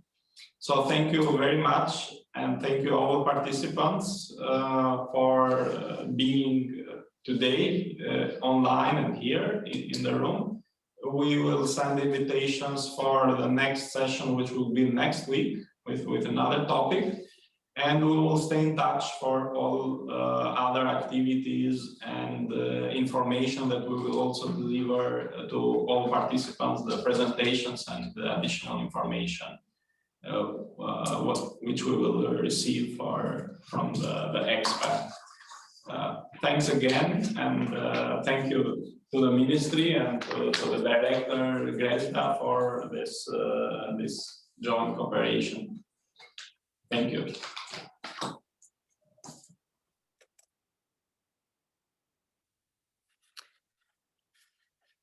Thank you very much for your patience. And I just contact Nirvana. I have email only to her, and then we can stay in touch. Thank you. Thank you. Bye. Bye.